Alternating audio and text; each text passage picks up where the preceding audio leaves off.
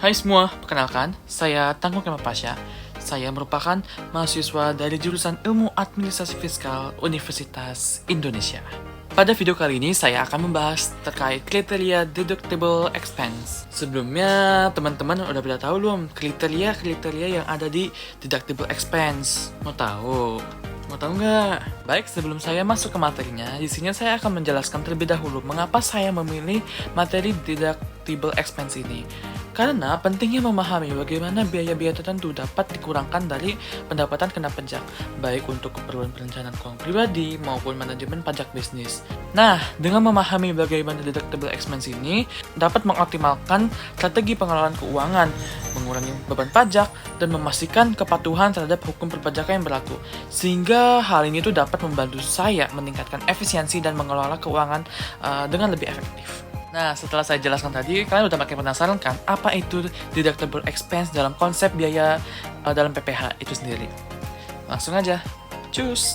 Baik, dalam video kali ini saya akan membahas lebih lanjut terkait kriteria deductible expense. Konsep biaya di PPh itu sendiri terdapat dua, yaitu deductible expense dan non-deductible expense. Nah, deductible expense ini itu sendiri artinya adalah biaya yang dapat dikurangkan dari penghasilan kena pajak dan menganut pada pasal 6 Undang-Undang PPh. Sedangkan non-deductible expense ini itu biaya yang tidak dapat dikurangi dari penghasilan kena pajak dan menganut pada pasal 9 Undang-Undang PPh. Tetapi di sini saya akan membahas lebih lanjut terkait deductible expense itu sendiri secara dalam. Secara teori ini tuh, deductible expense ini kan menganut pada pasal 6 ayat 1 UU PPh. Jadi dijelaskan bahwa besarnya penghasilan pajak bagi wajib pajak dalam negeri dan bentuk usaha tetap ditentukan berdasarkan penghasilan bruto dikurangi biaya untuk mendapatkan, menagih, dan memelihara penghasilan. Biaya-biaya tersebut tuh meliputi biaya pembelian bahan, terus biaya terkait dengan pekerjaan atau jasa termasuk upah, gaji, honorarium, bonus, gratifikasi, dan tunjangan dalam bentuk uang, serta bunga, sewa, royalti, biaya perjalanan, biaya pengolahan limbah, premi asuransi, dan biaya promosi dan penjualan yang telah diatur oleh Peraturan Menteri Keuangan. Selain itu juga, pasal ini itu mencakup biaya pengurangan dari penghasilan kena pajak bagi wajib pajak untuk orang pribadi yang terutang pajak dalam suatu bagian tahun pajak. Di slide berikutnya, saya juga akan menyebutkan bahwa pengeluarannya ini tuh dapat dikurangkan dari penghasilan bruto. Jadi yang pertama itu, biaya bukan termasuk pengeluaran secara eksplisit, tidak diperkenalkan untuk dikurangkan oleh ketentuan perpajakan. Yang kedua, biaya harus dikeluarkan untuk mendapatkan, menagih, dan memelihara penghasilan yang kena pajak. Yang ketiga, biaya bukan untuk keperluan pribadi atau sebagai pemakai penghasilan. Dan terakhir, biaya bukan merupakan pengeluaran kapital dan jumlah biaya wajar. Selanjutnya, di sini saya akan menjelaskan biaya yang dapat dikurangi. Nah, seperti yang kalian lihat, di sini saya sudah menandakan biaya-biaya apa saja sih yang dapat dikurangi dari penghasilan bruto. Nah, bisa dilihat di pasal 6 ini saya sudah menandakan dari pasal 6 ayat 1 huruf A di bagian kegiatan usaha, terus huruf B di bagian penyusutan dan juga amortisasi. Yang bagian C ada iuran kepada dana pensiun, bagian D ada kerugian karena penjualan atau pengalihan harta, yang E ada kerugian selisih kurs, yang F biaya penelitian dan mengembangkan perusahaan, yang G ada biaya beasiswa, magang, dan pelatihan, yang H ada piutang, terus yang I ada sumbangan bencana nasional, yang J ada sumbangan dalam rangka penelitian dan pengembangan, yang K ada biaya pembangunan infrastruktur, yang I ada sumbangan fasilitas pendidikan, dan terakhir ada sumbangan dalam rangka pembinaan olahraga. Selanjutnya di sini saya akan menjelaskan juga contoh-contoh implementasi yang ada di Indonesia.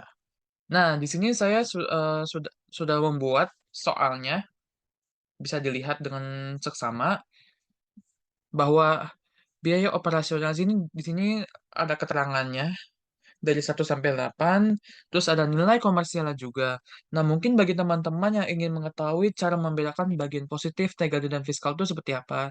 Nah, untuk nilai komersial yang dipengaruhi oleh positif itu tuh terdapat di pasal 9.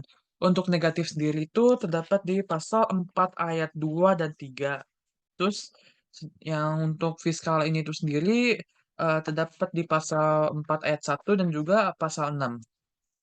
Jadi kita akan masuk ke contoh soalnya di sini. Yang pertama ada biaya pemeliharaan rumah dinas karyawan, nilai komersialnya 400 juta. Nah, ternyata ini tuh masuk ke dalam pasal 6 ayat 1 huruf N UU PPH. Jadi, karena dia masuk ke pasal 6, pasal 6 itu kan berarti, pengaruhnya terhadap fiskal, berarti otomatis nilai komersialnya itu masuk ke dalam fiskal. Oke, lanjut ke nomor selanjutnya nih ada pembayaran fee atas pemakaian jasa konsultan pajak senilai 160 juta. Karena pembayaran fee ini terdapat di huruf A, pasal 6 maksudnya pasal 6 ayat 1 huruf A UU PPH, berarti otomatis ngaruh ke fiskal, dipengaruhi oleh fiskal, berarti masuk ke fiskal. Terus ada ketiga ada pembayaran fee atas jasa cleaning service senilai 40 juta. Karena terdapat di pasal 6 ayat 1 huruf A UU PPH juga, masuknya ke dalam tabel fiskal juga, karena dia itu ngaruh. Habis itu yang keempat ada biaya pembangunan gedung senilai 900 juta. Nah, karena biaya pembangunan itu infrastruktur itu termasuk pasal 6 ayat 1 huruf K UPPH berarti dia dipengaruhi oleh fiskal juga. Terus nomor 5 ini ada sumbangan bencana tsunami Aceh berarti senilai 400 juta. Nah, berarti itu dia ini ngaruh ke pasal 6 ayat 1 huruf I tentang bencana nasional ya UU PPH. Habis itu di biaya-biaya lain ada biaya catering untuk karyawan dan juga biaya seminar untuk khusus untuk pegawai senilai segini. Otomatis kan mereka terdapat di pasal 6 UU PPH juga dan untuk yang seminar dan kursus ini terdapat di ayat 1 huruf G. UU PPH. Dan nomor 7 ada upah, gaji, dan honorium sebesar 50 juta. Berarti termasuk dalam huruf A di pasal 6 ayat 1 huruf A UU PPH. Dan terakhir ada beban administrasi yaitu senilai 10 juta. Otomatis eh, dia ini termasuk ke pasal 6 ayat 1 huruf A UU PPH juga senilai 10 juta. Setelah semuanya sudah ditentukan, otomatis kita akan menentukan nih total biayanya.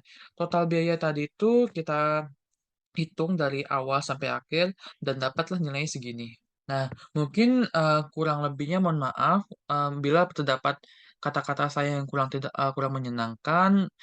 Semoga materi ini bermanfaat bagi kalian teman-teman semua. Mungkin segitu aja materi dari saya. Kurang lebihnya mohon maaf. Wassalamualaikum warahmatullahi wabarakatuh.